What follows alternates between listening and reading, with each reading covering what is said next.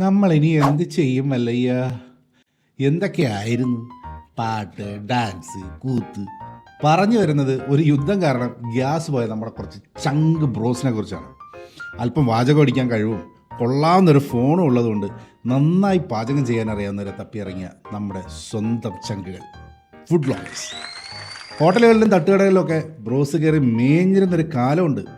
അവിടെ പോവും, ഫുഡ് അടിക്കും, അടിപൊളിയാണെന്ന് പറയും, നാട്ടുകാർക്കൊക്കെ പറഞ്ഞു കൊടുക്കും. അങ്ങനെ ജീവിച്ചിരുന്ന ഫുഡ് വ്ളോഗേഴ്സ് ഇന്ന് കടുത്ത പ്രതിസന്ധിയിലാണ് ഗൈസ്. ഹോട്ടലിൽ ഗ്യാസ് തീർന്നപ്പോൾ നമ്മുടെ ബ്രോസിൻ്റെയും ഗ്യാസും ഏകദേശം തീർന്ന മട്ടാണ്. ബീഫും പഴംപൊരിയും ഇനി എന്ന് കഴിക്കും? പൊറോട്ടയിൽ ബീഫ് ചുരുട്ടി ഇങ്ങനെ മസ്റ്റ് ട്രൈ ഐറ്റം എന്ന് ആരോട് വിളിച്ച് പറയും? എല്ലാം ഓർമ്മകളാകുമോ എന്തോ. വീഡിയോ ഇട്ടില്ലെങ്കിൽ വ്യൂസ് കുറയും. ആകെ അങ്കലാപ്പിലാണ് ഒരു വലിയ സംഭവം. വിറക് വെച്ച് പാചകം ചെയ്യുന്ന ഹോട്ടലുകൾ തപ്പിപ്പോകേണ്ട ഗതികേടിലാണ് ഇപ്പം നമ്മുടെ ഫുഡ് വ്ളോഗേഴ്സ്. ട്രംപിന് ഇതൊന്നും അറിയേണ്ട ഒരു കാര്യമില്ലല്ലോ.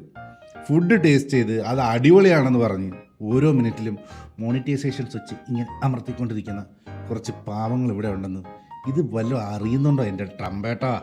അമേരിക്കയിൽ നിന്നും ഡോളേഴ്സായി വരുന്നതും കാത്തിരിക്കുന്ന കുറച്ച് പാവം സമൂഹം ഇവിടെ ഉണ്ട്. ഞങ്ങളെ ഓർത്തെങ്കിലും ഈ യുദ്ധം ഒന്ന് അവസാനിപ്പിക്കണം.